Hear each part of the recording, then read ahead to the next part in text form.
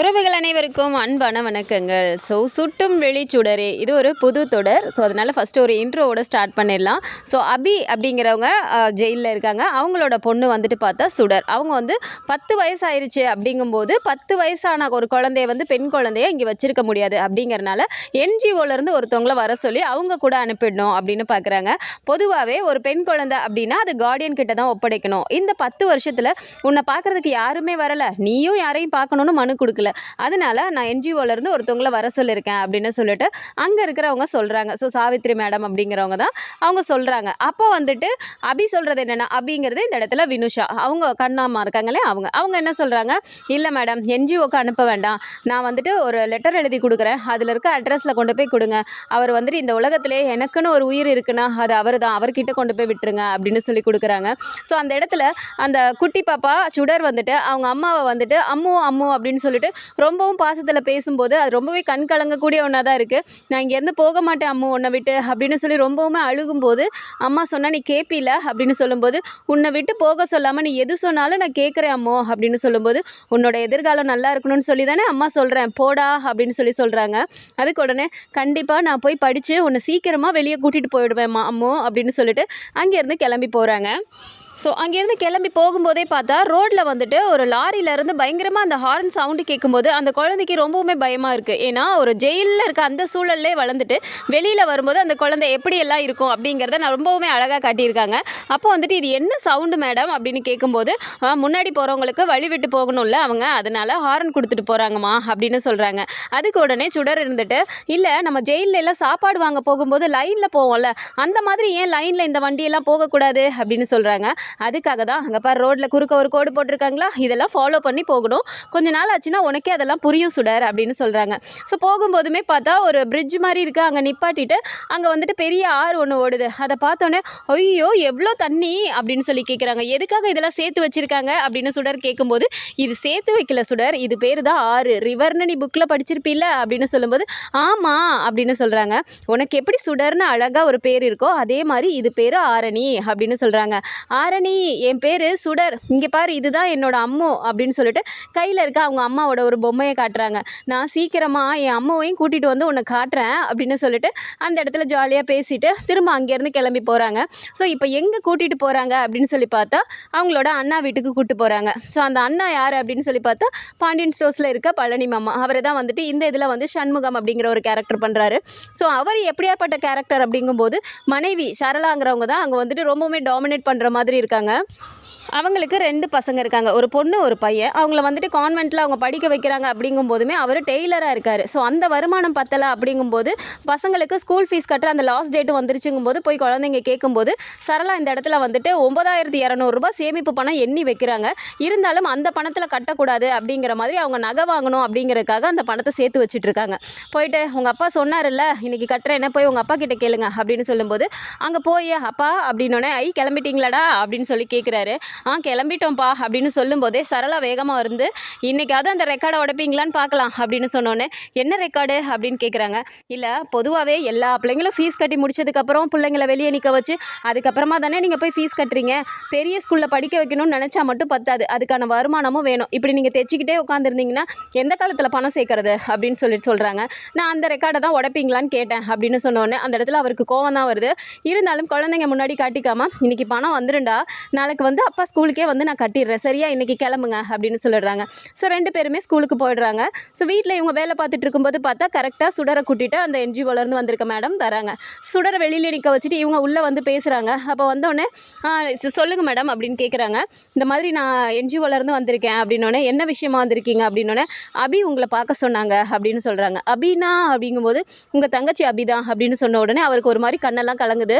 அவங்க அபி எங்கே இருக்கா இப்போது அப்படின்னு கேட்கும்போது அவங்க ஜெயிலில் இருக்காங்க அப்படின்னு சொல்கிறாங்க. சண்முகம் இந்த இடத்துல ஜெயிலில் அவங்க ஏதோ வேலை செய்கிறாங்கன்னு நினச்சிட்டு, ஜெயிலில் அபி என்னவா வேலை செய்கிறா அப்படின்னு சொல்லி கேட்குறாங்க. அவங்களுக்கே ஒரு மாதிரி ஆகுது. இல்லை சார் அவங்க ஜெயிலில் வேலையெல்லாம் செய்யலை, அவங்க கைதியாக இருக்காங்க அப்படின்னு சொல்லும்போதுமே அவங்களுக்கு ரொம்பவுமே ஒரு மாதிரி ஆகுது, ஷாக்கிங் ஆகுது. இந்த லெட்டர் அவங்க கிட்ட கொடுக்க சொன்னாங்க அப்படின்னோடனே, என்ன லெட்டர் அது அப்படின்னு சொன்னாங்க. நீங்கள் அதை பிரித்து பாருங்களேன் உங்களுக்கே புரியும் அப்படின்னு சொல்லும்போது அந்த லெட்டரை ஓப்பன் பண்ணி படிக்கிறாங்க. அதில் அபி எழுதியிருக்கிறது என்னென்னா, அண்ணா உங்களுக்கெல்லாம் உங்களோட பாசத்தை புரிஞ்சிக்காமல் உங்களுக்கு தப்பு பண்ணிவிட்டு நான் கிளம்பி போயிட்டேன், அந்த தப்புக்கு தண்டனையாக தான் இப்போ நான் ஜெயிலில் அனுபவிச்சுட்டு இருக்கேன். நான் உங்ககிட்ட இருந்தப்போ எவ்வளோ பாசத்தை அனுபவிச்சனோ, எவ்வளோ வந்துட்டு நான் உங்ககிட்ட வந்துட்டு ரொம்ப நல்லா என்னை பார்த்துக்கிட்டீங்களோ, அதே மாதிரி என் பொண்ணையும் நீங்கள் பார்த்துப்பீங்கன்னு நம்பி உங்ககிட்ட அனுப்பி வச்சுருக்கேன். தயவு செஞ்சு என் பொண்ணை கைவிட்டுறாதீங்க அண்ணா அப்படின்னு சொல்லி அதில் எழுதியிருக்காங்க. இதை பார்க்கும்போது அவருக்கு கண்ணெல்லாம் கலங்குது. கூடவே சரளா நின்றுக்கிட்டு, என்ன அப்படி லெட்டர் எழுதியிருக்காவ, நம்ம எல்லாத்தையும் வேணான்னு உதறி தள்ளிட்டு தானே போனா, இப்போ என்ன அவள் பொண்ணை பார்த்துக்கணுமா அப்படின்னு சொல்லி கேட்குறாங்க. ஸோ உடனே இவர் சண்முகம் இருந்துட்டு, அந்த பொண்ணு எங்கே அப்படின்னு சொல்லி கேட்குறாங்க. உடனே சுடர் அப்படின்னு சொல்லி கூப்பிட்ட உடனே சுடர் அங்கேருந்து நடந்து வராங்க. அதை பார்க்கும்போது அவருக்கு கண்ணெல்லாம் கலங்குது. உள்ளே வரும்போதுமே அந்த வீடெல்லாம் பார்த்துக்கிட்டே ஆச்சரியமாக பார்த்துட்டு வராங்க. வீடுனா இப்படி தான் இருக்குமா, இப்படிலாம் இருக்கே அப்படிங்கிற மாதிரி ஆச்சரியமாக பார்த்துக்கிட்டே அந்த குழந்தை உள்ளே வருது. ஸோ சண்முகம் அந்த குழந்தைய பார்த்துட்டு, அபியோட பொண்ணா இது அப்படின்னு சொல்லி கண்ணெல்லாம் கலங்குறாரு. ஸோ அந்த மேடம் கிட்ட போயிட்டு, சுடர் மேடம் இவங்க யார் அப்படின்னு சொல்லி கேட்குறாங்க.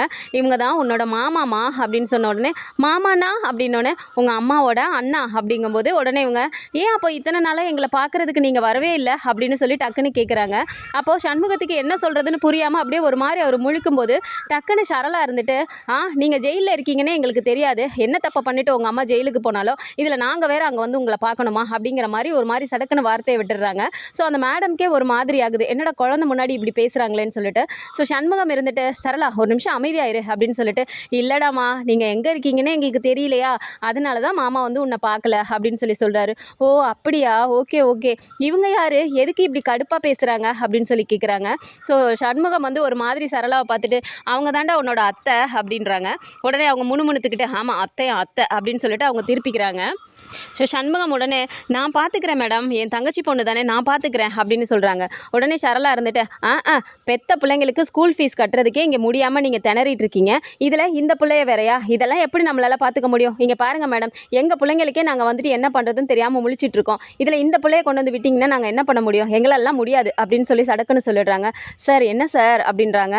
மேடம் ஒரு நிமிஷம் நீங்கள் தனியாக வாங்கலேன் அப்படின்னு சொல்லிட்டு இப்போ அந்த மேடமை கூட்டிகிட்டு சண்முகம் தனியாக வராரு. வந்துட்டு, மேடம் நான் பார்த்துக்கிறேன் மேடம், என்ன நம்பி என் தங்கச்சி அனுப்பியிருக்கா, அவளுக்கு வந்துட்டு நான் இது வரைக்கும் எதுவுமே செய்யலை, அவள் எங்கள் கூட இருந்து அவள் பாட்டு கிளம்பி போயிட்டா, என்ன ஆனா ஏதானான்னு கூட தெரில, இப்போ நீங்கள் சொல்லி தான் அவள் ஜெயிலில் இருக்காங்கிறதே தெரிய வந்திருக்கு, அப்படிலாம் நான் என் தங்கச்சி பொண்ணை விட்டுற மாட்டேன் மேடம், என்ன நம்பி நீங்கள் விடுங்க மேடம் அப்படிங்கிறாங்க.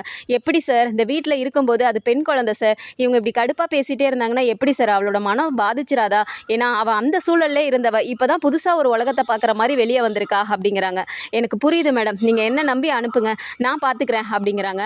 சரி ஓகே அப்படின்னு சொல்லி அங்கேருந்து வராங்க. வந்தோடனே சுடர் வந்து அந்த செடி வீட்டு எல்லாத்தையுமே சுற்றி பார்த்துட்டு நிற்கும்போது, சுடர் இங்கே வாமா அப்படின்னு சொன்ன உடனே வேகமாக வந்துட்டு, சொல்லுங்க மாமா அப்படிங்கிறாங்க.